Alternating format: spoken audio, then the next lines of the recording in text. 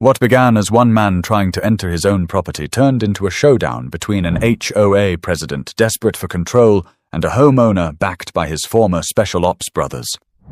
The sound of tires crunching over the gravel driveway should have been the first satisfying moment of homecoming for Gregory Holt, a 42-year-old real estate developer who had just closed on the kind of property most people only dream about. But as his black Escalade slowed at the gate of his new mansion on the northern edge of Dallas, something instantly felt wrong. The gate wasn't opening. It wasn't even moving.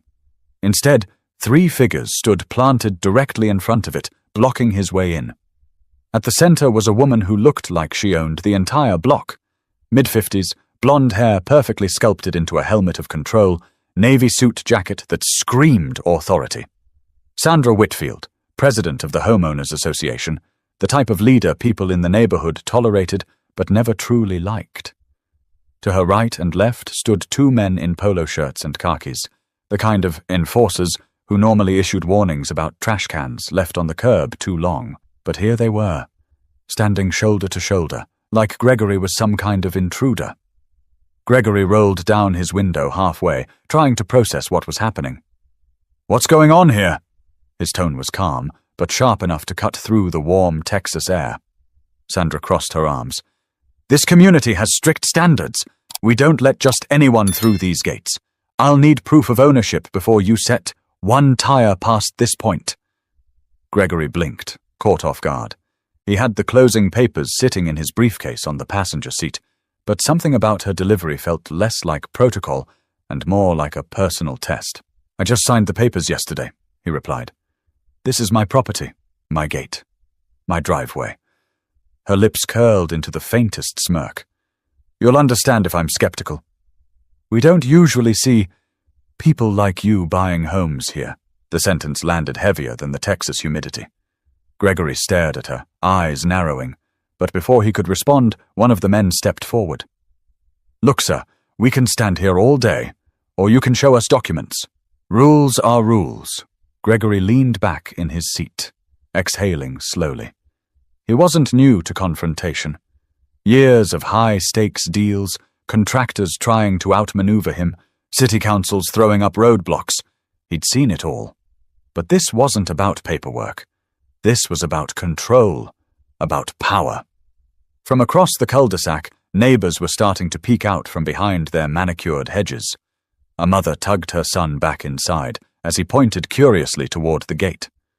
Another neighbor lifted his phone, already recording. The air carried that prickly tension that spreads when people know they're watching something they shouldn't, but can't look away from. Gregory unbuckled his seatbelt, pushed open the door, and stepped out of the Escalade. Standing 6'2", broad-shouldered, his presence shifted the tone of the standoff. He didn't need to puff his chest or raise his voice. His silence alone made the 2 men shift uneasily on their feet. "I've got nothing to prove to you," he said evenly. "But let's make this simple. You want to see papers? Fine. I'll show them. But remember this moment. Because when I walk through that gate, it'll be as the rightful owner of this home." He turned back toward the car, but Sandra's voice lashed out again. "Don't play the victim here, Mr. Holt. Our community has a reputation to protect. We've worked too hard to keep standards high." Gregory froze mid-step and looked over his shoulder. His eyes met hers with a sharp steadiness that made even the enforcers glance at the ground. "Standards?" he repeated slowly. "Or prejudices?" The words cut through the quiet street. A couple across the road shifted uncomfortably, glancing at each other. One of the HOA men muttered under his breath, clearly wishing Sandra would back down. But Sandra didn't move. Her chin lifted higher, her grip on control tightening even as the situation slipped further from her hands. Gregory opened the passenger door and reached for his briefcase. But before he could pull out the folder with the closing documents, a line of headlights appeared at the end of the street. 3 SUVs rolled in, engines low and steady, pulling up behind his Escalade. Doors opened, and men stepped out one by one. Not loud, not rushed. Deliberate. Quiet. The kind of quiet that told you they'd been here before, just in places far more dangerous than a suburban cul-de-sac. Gregory didn't have to introduce them. Their formation said everything. These weren't just old friends. These were his brothers from Special Operations, men he'd served with overseas, men who'd seen the worst of humanity. Sandra's smirk faltered. The two enforcers shifted again, suddenly realizing they were no longer the ones in control. Neighbors leaned further out of their doorways, phones raised higher. The mood at the gate had shifted in a single moment, but the real confrontation was only beginning. Gregory didn't speak right away. He didn't need to. The men standing behind him, broad shoulders, sharp eyes, steady stances, were the kind of presence that made even the boldest second-guess themselves. They weren't dressed for intimidation. Jeans, plain t-shirts, sneakers. But their composure carried a weight the two HOA enforcers could never match. Sandra swallowed hard but forced her chin higher, refusing to look rattled. She addressed Gregory directly, though her eyes flicked nervously toward the men. "Mr. Holt, I don't know who these people are, but this is a private matter between you and the HOA. Bringing outsiders into it doesn't change the rules." Gregory gave a short laugh, though there was no humor in it. "These aren't outsiders. They're family, and they're here because I invited them. That mansion behind your gate? That's my home. And tonight, I'm welcoming the people who had my back when life was on the line. You think a flimsy HOA checkpoint is going to stop me from walking into my own house?" The taller of the two enforcers, a man named Brett Lanning, took a step forward. His jaw was tight, but his voice carried a note of hesitation. "Look, sir, let's just keep this civil. If you've got proof of ownership, let's see it. Then we'll get out of your way. No harm done." But Sandra snapped her head toward him. "No, Brett. This isn't just about papers. This is about protecting our community. If we start letting anyone who claims they own property drive through, what do you think happens next?" The smaller enforcer, Neil Foster, shifted uncomfortably, his hands gripping the strap of his clipboard like it was a lifeline. He muttered, "He literally has the keys. I mean, look at his car. That's not a rental." Sandra glared at him, shutting him down with a single look. Gregory's patience thinned. He pulled the leather briefcase from the Escalade and snapped it open. Inside, neatly stacked, were the papers from the closing. Every signature, every notarized page, every seal of approval from the county courthouse. He pulled out the top document and held it high enough for Sandra to see. "This is the deed," he said. "Signed yesterday afternoon at the Tarrant County Clerk's office. You want to scrutinize it? Fine. But you've got 30 seconds before I put it away. Roll through this gate and call the sheriff if you keep standing in the way." For the first time, Sandra hesitated. Her hands twitched at her sides, itching to snatch the paper, but unwilling to reach for it under the watchful stares of Gregory's crew. Behind her, neighbors were openly filming now. A teenager on a bike coasted to a stop at the edge of the driveway, whispering to a friend, "Dude, this is crazy." Gregory's men didn't move. They didn't have to. Their presence was enough to tip the balance. Sandra finally broke the silence. "I'll have to verify this with the board," she said tightly. "We can't just take your word." Gregory stepped closer, closing the gap between them until only the gate separated them. His voice dropped lower, steadier, every syllable weighted. "You're not hearing me. I'm not asking for permission. I'm telling you this. I own this home, and you standing here blocking me isn't about protecting a neighborhood. It's about trying to remind me that you think you control who belongs here, but you don't. Not anymore." Sandra's cheeks flushed crimson. Her enforcers looked anywhere but at her. Brett shifted his stance, clearly wishing he was somewhere else. Neil actually took a step back, muttering something that sounded suspiciously like an apology. Gregory turned and handed the deed back into his briefcase. He wasn't going to let Sandra handle it, not with her track record of twisting situations to her favor. He snapped the case shut with a sharp click that echoed louder than expected. Then he looked at his friends. "We're done waiting." The men stepped forward as one, moving with the quiet coordination of soldiers who'd done this 100 times in far worse conditions. They didn't threaten. They didn't shove. They simply walked closer, their presence filling the narrow stretch of road until Sandra had no choice but to give ground. The tension in the air was thick. Sandra opened her mouth, ready to protest again, but her words caught in her throat as Gregory pulled a small device from his pocket, a remote for the gate, given to him at closing. He pressed it once. With a mechanical hum, the gates creaked and began to slide open. Gasps rippled through the crowd of neighbors. Sandra froze, speechless. Brett and Neil exchanged glances that spoke volumes. The fight was over. Gregory looked back at his words hung in the air as he climbed back into his Escalade. The SUVs behind him revved softly, ready to follow. The gates opened wider, and the convoy rolled forward, leaving Sandra standing stiff in the glow of headlights, her authority cracking like glass. But Sandra wasn't the type to back down quietly, and the neighborhood hadn't seen the last of this fight.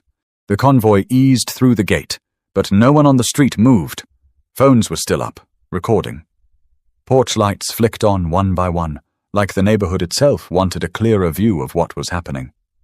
The sound of Gregory's Escalade rolling up the driveway should have marked the end of the confrontation. Instead, it only deepened the divide. Some neighbors whispered about how unfair the HOA had been, while others muttered that Sandra had every right to enforce standards. Sandra stayed frozen by the gate, her arms stiff at her sides. Brett and Neil flanked her, though both looked like they'd rather vanish into the pavement. Brett finally broke the silence. "You saw the papers." He had the remote. "That should be enough." Sandra, her eyes snapped to him, cold and sharp. "Don't second-guess me." Not in front of them. She motioned toward the handful of neighbors still gathered. Neil shifted, his clipboard now hanging limply at his side. He wasn't lying. "You felt it, didn't you? That wasn't some guy sneaking in. He belongs here." Sandra didn't respond. Instead, she turned on her heel and strode toward her SUV parked at the corner, her heels striking the pavement with a force that echoed in the night. Brett and Neil lingered behind, avoiding each other's gaze. Up the driveway, Gregory pulled to a stop in front of the mansion's arched entryway. The house was a symbol of years of grinding work, failed projects turned around, and deals negotiated until midnight. But instead of joy, he felt an ache of disappointment. He'd dreamed of this night, stepping into his home for the first time, friends at his side, ready to celebrate. Instead, he'd been treated like an outsider at his own gate. One of his crew, Marcus Devereaux, a stocky man with a shaved head and an easy grin that rarely faded, broke the silence. "Man, I've seen checkpoints in Afghanistan that were friendlier than that." The others chuckled softly, but the humor was thin. Gregory forced a smile. "They wanted a show. We gave them one." "Now let's not let them ruin the night." Another teammate, Isaac Moreno, leaned against the hood of his SUV, his eyes still on the street. "They're still watching. Half the neighborhood probably has this on Facebook already." Gregory sighed. "Let them watch. Maybe it'll remind them I'm not going anywhere." But he knew it wasn't that simple. Once a community decides someone doesn't belong, every move is scrutinized. He'd seen it in boardrooms, in politics, even in his old neighborhood growing up. It didn't matter how much money you had or what papers you held. Some people just wanted to remind you they held the gate keys, literal or not. Back at the gate, Sandra's SUV roared to life, but she didn't leave. Instead, she rolled her window down and spoke sharply to Brett and Neil. "This isn't over. Tomorrow morning I want reports on my desk. We'll call an emergency board meeting. If he thinks a piece of paper means he can bypass community standards, he's in for a surprise." Neil frowned. "What standards did he break, Sandra? Owning the house? Having friends?" Her lips pressed thin. "You don't understand how these things work. If we lose control now, we'll never get it back." Brett ran a hand over his face, weariness settling in. "Control? Or pride?" Sandra didn't answer. She hit the gas and sped off down the street, her taillights vanishing into the dark. Inside the mansion, Gregory's men followed him through the double doors into a wide foyer with marble floors and high ceilings. The place smelled of fresh paint and polished wood, untouched by life until now. Normally, it would have been awe-inspiring. Instead, the silence felt heavy. Isaac set down a bottle of bourbon he'd brought as a gift. "We came to celebrate, brother. Not to sit here and stew over some HOA queen. Let's raise a glass." At least Gregory managed a real smile this time. He poured drinks, handed them out, and tried to push the sour taste of the encounter aside. They clinked glasses, the sound echoing in the empty space. "To new beginnings," Marcus said. "To holding your ground," Isaac added. Gregory lifted his glass last. "To never letting anyone decide where we belong." They drank, the burn of the bourbon cutting through the weight of the evening, but the celebration never quite found its rhythm. Every so often, Gregory caught his men glancing toward the windows, the faint glow of neighbors' cameras still visible outside. Sandra hadn't won tonight, but she hadn't given up either. Gregory could feel it. This was only the start of a fight he hadn't. The following morning, the air in the neighborhood carried a different charge. Word of the confrontation had spread like wildfire. Videos had already circulated online, snippets of Sandra squaring off with Gregory at the gate. Some captions were blunt. HOA President blocks new homeowner, while others painted Gregory as an outsider forcing his way in. By sunrise, opinions had hardened. Gregory woke early. He stood on the balcony of his new home, looking out across the manicured lawns of the community. He wanted to feel proud, but instead he felt scrutinized. Even at that hour, a jogger slowed to a near stop in front of the property, glancing up as if to confirm for herself that the man in the video was really living there. Inside, the house was alive with the low rumble of his friends making coffee and swapping stories in the kitchen. But their laughter was undercut by the awareness that the neighborhood was watching. Gregory's phone buzzed on the counter with a text from a neighbor he'd never met. "Saw what happened last night. You don't deserve that. Welcome to the neighborhood." Not long after, the sound of tires announced another visitor. A black sedan rolled to a stop in front of his driveway. Sandra stepped out, clipboard in hand, dressed in another pressed suit, ready for war. With her were Brett and Neil, looking less confident than the night before. Gregory opened the front door before she could knock. "Didn't expect to see you again so soon," he said flatly. Sandra gave a tight smile. "Mr. Holt, we need to talk." "About what?" He crossed his arms. "I showed you the deed. That gate opened. End of story." She ignored his tone and stepped onto the porch. "The board met this morning.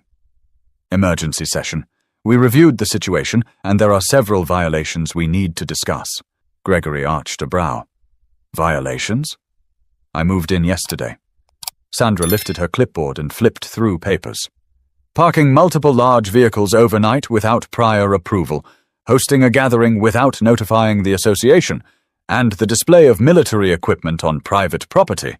Gregory cut her off with a laugh, sharp and humorless. "Military equipment? You mean my friends? They're human beings, not tanks." Behind him, Marcus and Isaac appeared in the doorway, mugs of coffee in hand.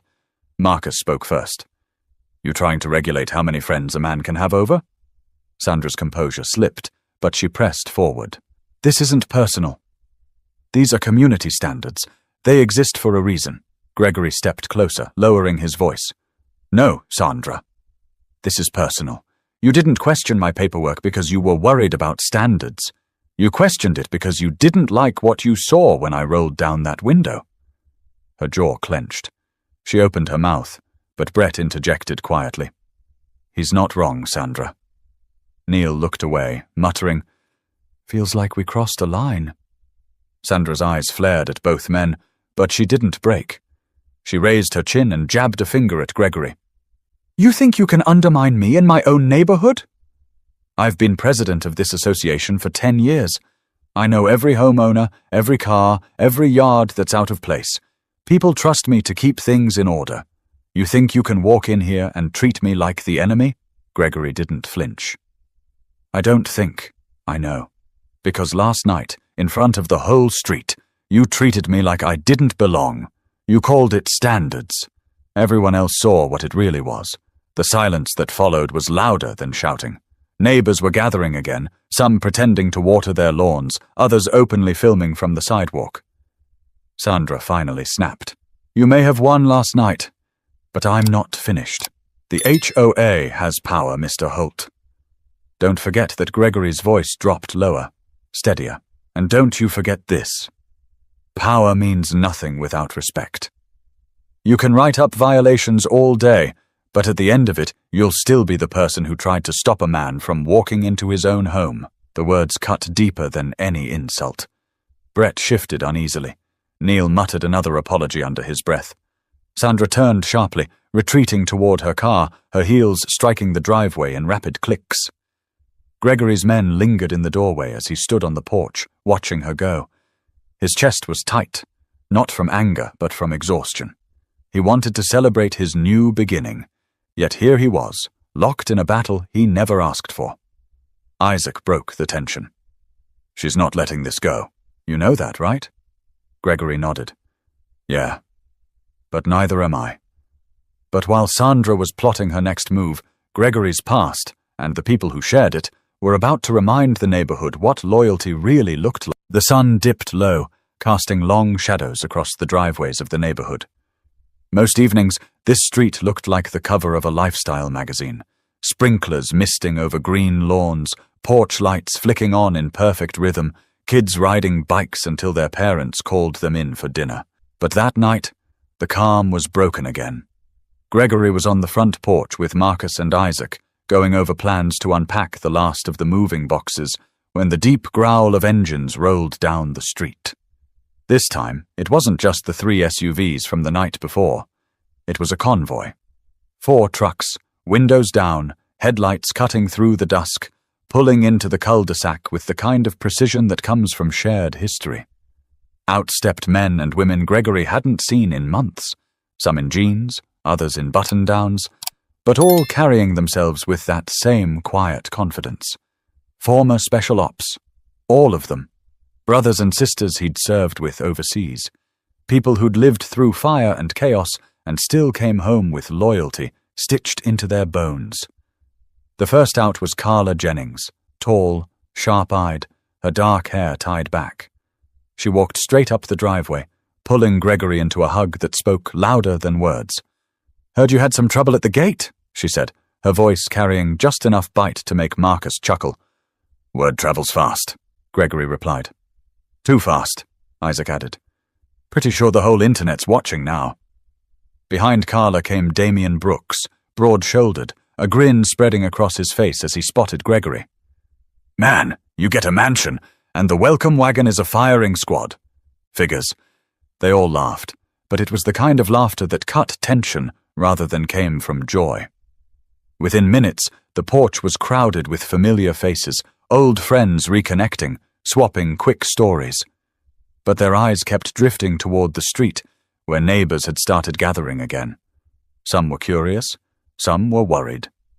And some, especially those loyal to Sandra, looked outright hostile. It didn't take long before the HOA presence returned. Sandra's silver SUV rolled slowly down the street, headlights off, creeping like a cat ready to pounce.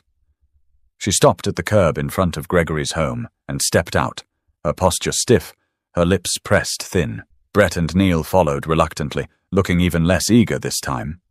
She took in the sight of the porch, nearly a dozen people, all standing shoulder to shoulder with Gregory, and for the first time, her confidence faltered. But she covered it quickly with a raised voice. "This is exactly what I warned the board about," Sandra announced, loud enough for every neighbor to hear. "Excessive vehicles, disruptive gatherings, a threat to the safety and peace of this community." Damien crossed his arms and looked her up and down. "Lady, we're veterans. We've kept people safe on streets a lot more dangerous than this one." Carla stepped forward next, her eyes locked on Sandra's. "You're worried about safety. Maybe start with not blocking people from their own property." Sandra's cheeks flushed red.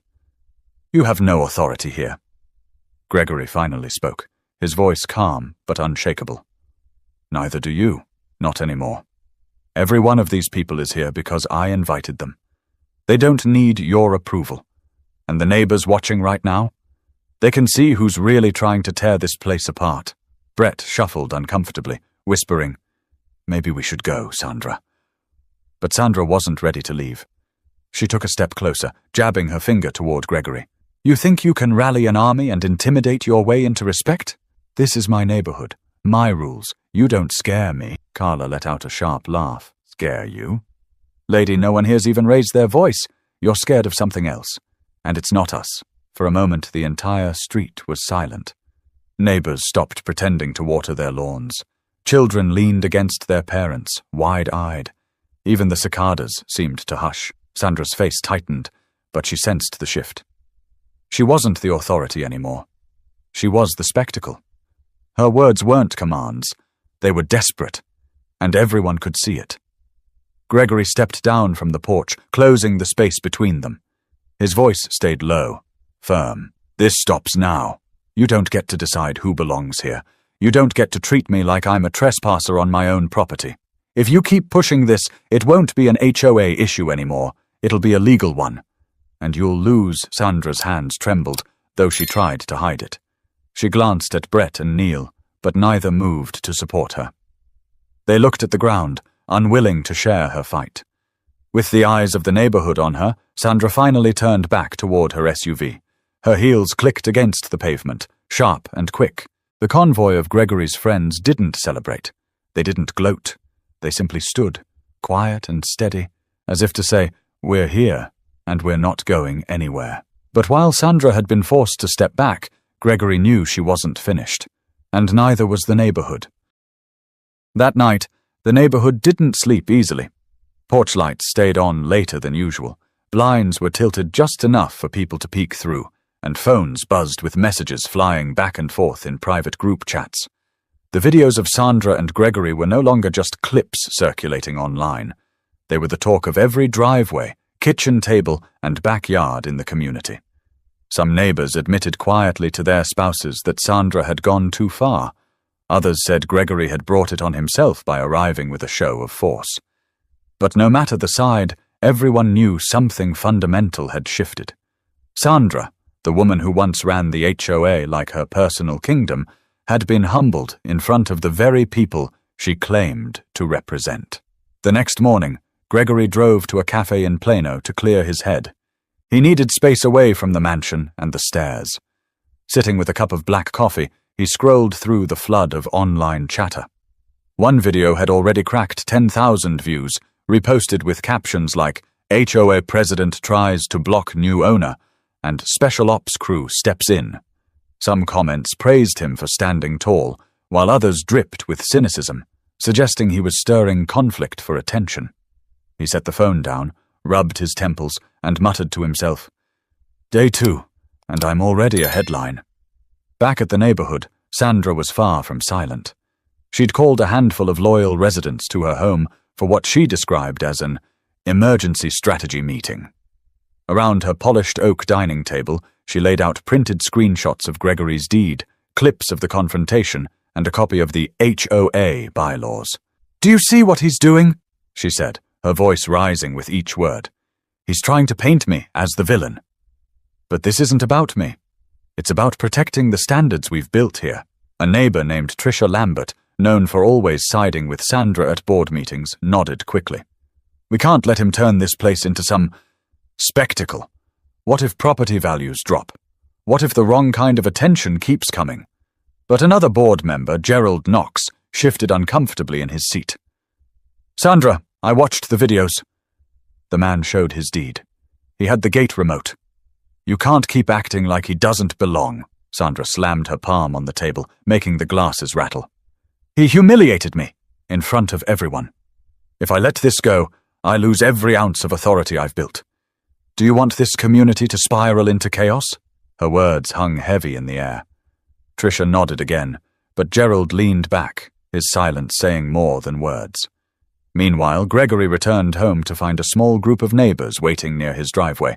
A couple in their 60s, Howard and Denise Carter, approached him cautiously. Howard cleared his throat before speaking. "Mr. Holt," he said, voice careful but genuine, "we wanted to welcome you properly. Last night. That wasn't right. Not everyone here feels the way Sandra does." Gregory studied them, searching their faces for signs of condescension, but found only sincerity. He nodded slowly. "I appreciate that. I didn't buy this home to fight battles. I bought it to live in peace." Denise offered a plate of cookies wrapped in foil, her hands slightly trembling. "We hope you'll give the neighborhood a chance." Gregory accepted with a small smile. "Thank you. That means more than you know." From the porch, Marcus watched the exchange with folded arms. Once the couple left, he muttered, "Some are with you, some are against you." Just like always, Gregory exhaled. Yeah, and Sandra's not finished. She's cornered, and cornered people always strike back. He was right. That evening, Sandra called another meeting, this time with the full HOA board. She arrived with a new agenda, to draft fines against Gregory for unauthorized gatherings and security concerns. Gerald pushed back immediately. This is personal, Sandra. We all see it. You're not protecting the community. You're protecting your ego. Her eyes flashed. If you can't support the rules, Gerald, maybe you don't belong on this board. A heavy silence followed. Even Tricia shifted uncomfortably this time. Sandra had gone from confident leader to someone clawing for control, and the cracks were starting to show. Back on Gregory's porch, his friends gathered again as the street grew darker. The atmosphere was calmer than the night before, but tension still lingered. The neighbors who supported him waved as they passed. Those loyal to Sandra avoided eye contact. Gregory sipped a glass of bourbon, staring out at the street. But the moment that storm arrived, Gregory's resolve and the loyalty of his friends would be tested in ways the neighborhood never expected.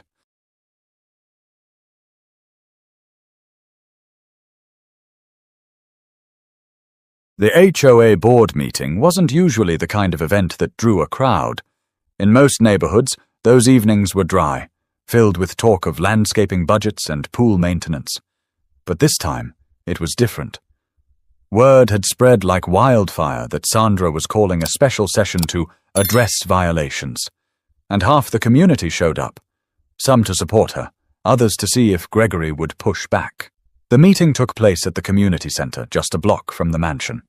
Rows of folding chairs filled the room, and a buzz of conversation lingered in the air.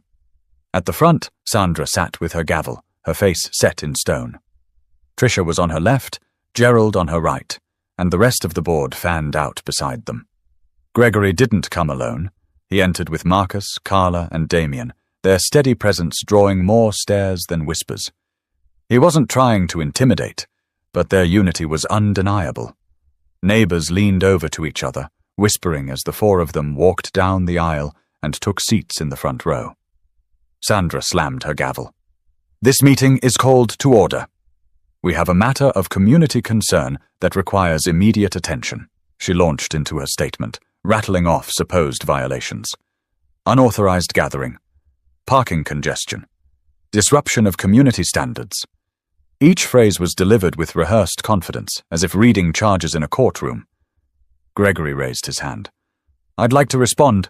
Sandra's eyes narrowed. This is not a debate. This is the board addressing violations. Gerald cleared his throat. Actually, Sandra, he's entitled to respond. That's procedure? Her jaw tightened, but she gestured stiffly. Fine. You may speak. Gregory stood slowly, his frame towering in front of the crowd. His voice wasn't raised, but it carried to the back of the room. Yesterday, I moved into my home.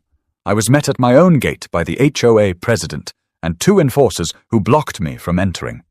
I showed proof of ownership, and I was still denied. That's not enforcing standards. That's harassment. Gasps rippled through the room. A few neighbors nodded in agreement. Sandra slammed the gavel again. That's a distortion of events. Gregory held up a hand. There are videos. The whole neighborhood saw it. Some of you even filmed it.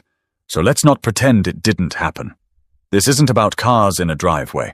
This is about someone deciding who does and doesn't belong here. The silence that followed was heavy. Neighbors shifted in their seats, uncomfortable. Even Tricia glanced at Sandra, unsure. Damien leaned forward in his chair, his voice cutting through. If this board wants to fine him, then fine us too. We were there. We were the unauthorized gathering. You going to police friendship now? Carla added. You claim this is about safety, but the only unsafe thing I saw was an HOA president standing in front of a man's car, blocking him from his own house. Sandra's voice shook as she fired back. You don't understand how this works. This is about rules, about protecting what we've built here. Gerald finally snapped. Protecting what, Sandra? Property values? Or your pride? Because right now you're dragging this whole neighborhood into a fight no one asked for. The crowd erupted, some clapping, others murmuring in support. Sandra banged her gavel over and over, but her authority was slipping with every strike. Gregory looked directly at her. I didn't move here to fight. I moved here to live, to work, to build a life. You made it personal when you stood at my gate, and I'm telling you right now, it stops. Today Sandra's lips trembled, but she held her ground. You think you can shame me into silence? You think you can parade your friends around until I back down? I've been president for 10 years, and I don't bow to intimidation. Gregory's response was steady, quiet, almost disarming. I'm not asking you to bow. I'm asking you to do the job you claim to love. Protect this neighborhood. That means protecting everyone in it, even me. The room was silent. Neighbors looked between Sandra and Gregory, weighing every word. The tension cracked when an older woman in the back, Martha Higgins, spoke up. Enough, Sandra. He owns that house. He belongs here. Let it go before you tear this community apart. The applause that followed wasn't thunderous, but it was steady, and it wasn't for Sandra. Sandra's face turned crimson. Her gavel struck once more. Meeting adjourned, she barked, before storming out, Tricia hurrying after her. Gerald stayed behind, his eyes meeting Gregory's with something like quiet respect.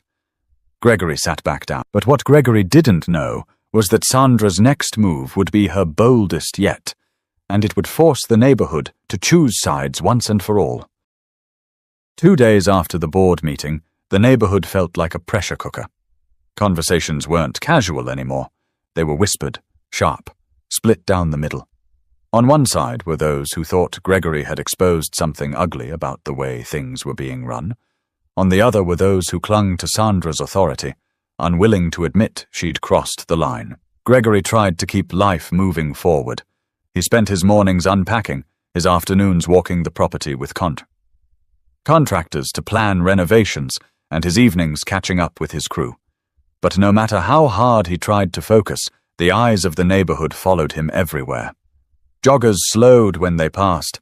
Kids riding scooters stopped and stared until their parents called them inside. Even deliveries were watched like small spectacles. On the third evening, it came to a head. Gregory returned from Home Depot with Marcus to find a bright orange notice taped to his gate. Bold letters screamed, H-O-A-V-I-O-L-A-T-I-O-N-N-O-T-I-C-E. The charges? Unauthorized use of property. Security risk to residents. And, most absurdly, failure to maintain neighborhood harmony. Marcus tore the notice down and shook his head. They're not even trying to hide it anymore. She's weaponizing the rules. Gregory ran a hand over his face, exhaling hard. She's desperate. But this isn't just about me now. If she can twist the rules like this for me, she'll do it to anyone. Before he could say more, a small crowd began forming at the curb. Neighbors had seen the notice, some whispered, some recorded. And then, almost on cue, Sandra's silver SUV pulled up. She stepped out with the confidence of someone who believed she was still in charge. Brett and Neil trailed behind her, though they looked less enthusiastic than ever. Sandra raised her voice, addressing not just Gregory, but the entire gathering. This is proof that no one is above the rules. Mr. Holt has repeatedly defied our bylaws, hosting unauthorized assemblies, intimidating board members, and disrupting the peace of this neighborhood. Gasps rippled through the crowd. A man shouted, "That's not true!" while another muttered, "She's right. We don't want a circus here." Gregory stepped forward, holding the crumpled violation notice in his hand. "This," he said, holding it up for everyone to see. "This is a lie." Every word. I moved in less than a week ago, and somehow I'm already being accused of destroying harmony. You all know what's really happening here. Sandra's voice sharpened. What's happening here is accountability. If you can't respect the standards of this community, maybe you chose the wrong neighborhood. Carla, standing just behind Gregory, couldn't hold back. Standards? Or prejudice wrapped up in paperwork? The crowd erupted again, some clapping, some booing. Phones shot up higher, recording every second. Gregory turned slowly, addressing the neighbors directly. His voice was calm, but every word carried weight. Ask yourselves this. If it was you, if tomorrow Sandra stood at your gate and told you that you didn't belong, that your friends weren't welcome, that your very presence was a threat, What would you do? Would you roll over, or would you stand up? A murmur spread through the crowd. Howard and Denise Carter, the elderly couple who had brought cookies days earlier, stepped forward. Howard raised his hand. We saw it. We were there. Gregory showed his papers, and Sandra still refused to let him in. That's not leadership. That's control. Others began nodding. A younger neighbor spoke up. I've lived here 3 years. I've never seen anyone treated like that at the gate. Not once. Sandra's face flushed, her control slipping with every word spoken against her. You're letting him manipulate you.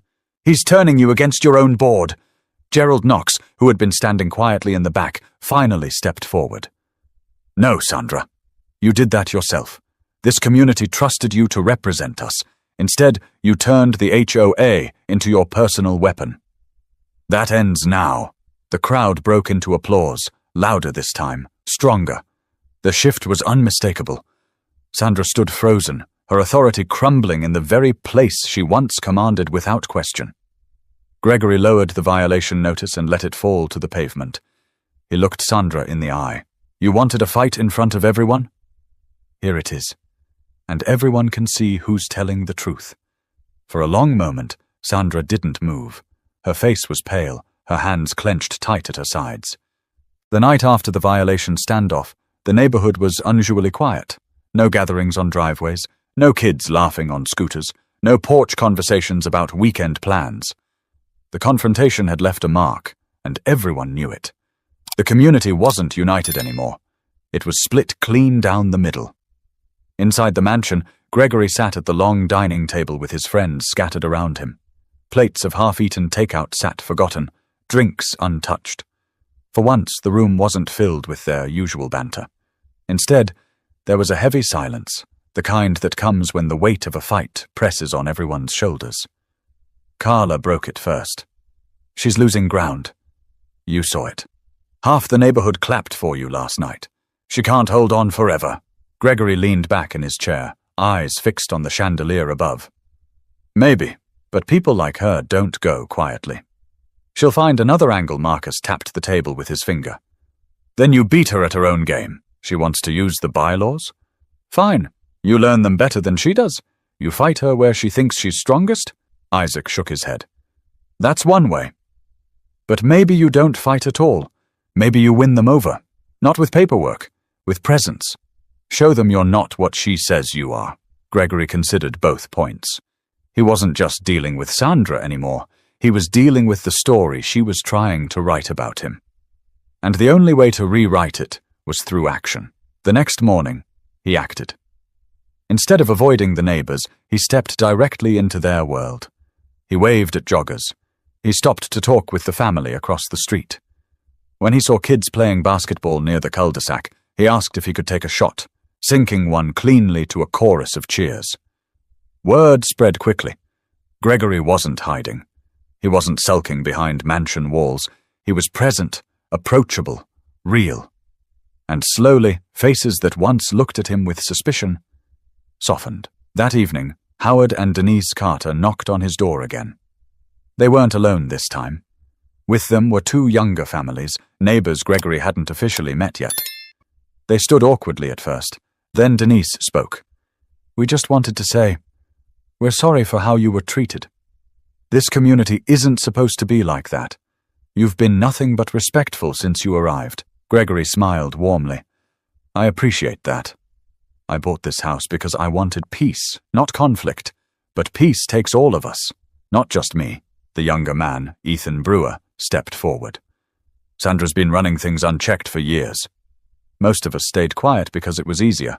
But last night, watching her go after you, it was different. It showed us how far she's willing to go. Gregory nodded.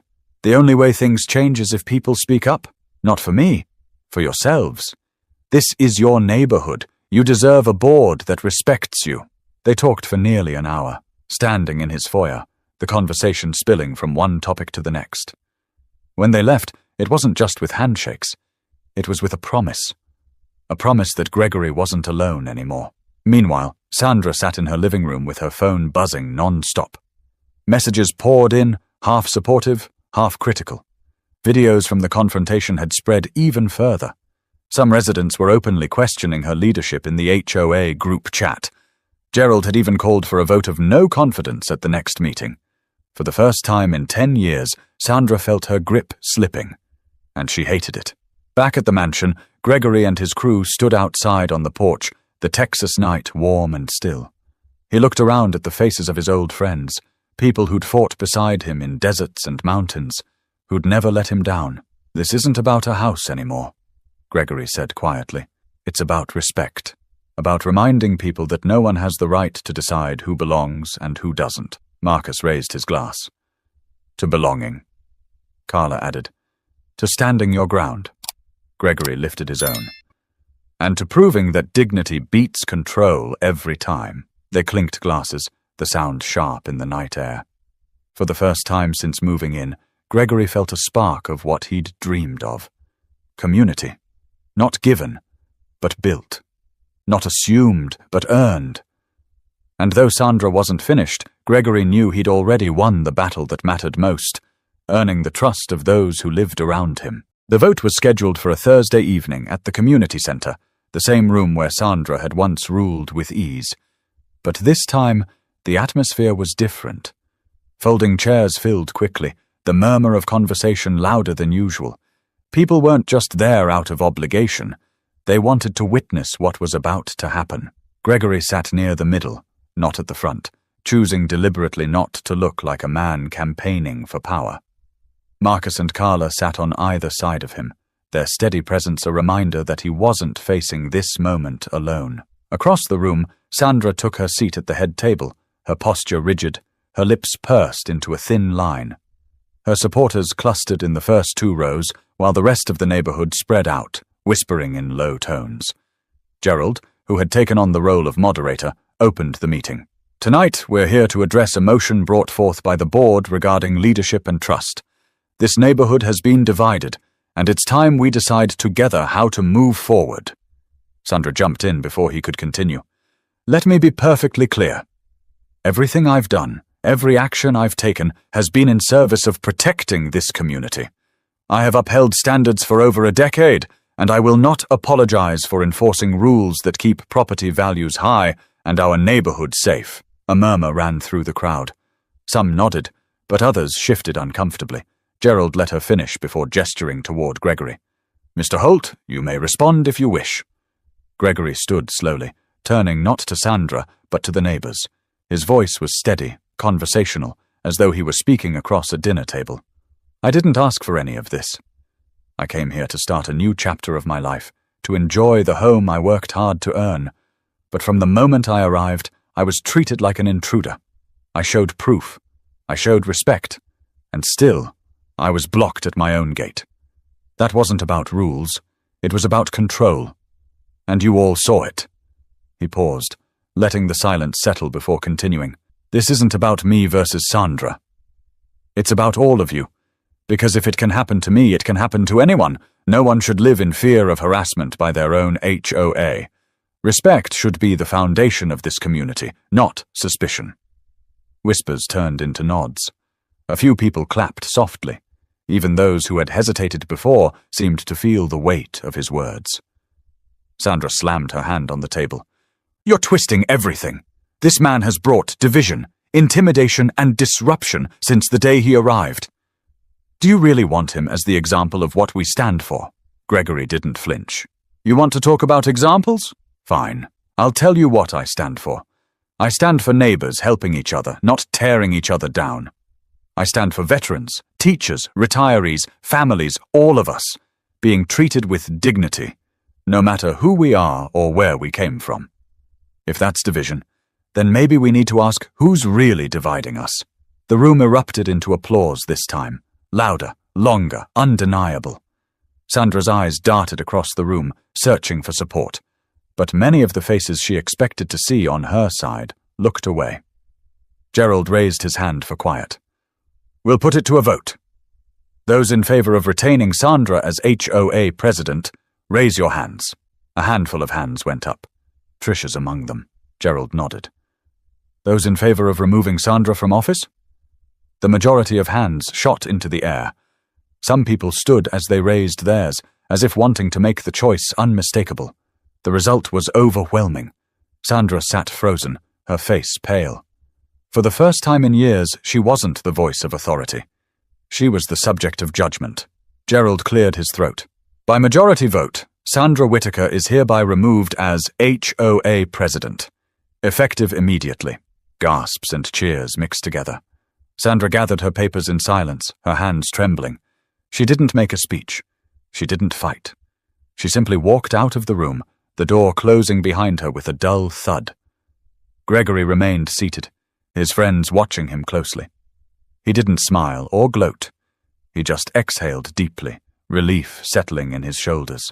When the room quieted, he spoke one last time, and as Gregory finally closed his front door, he left viewers with one last thought.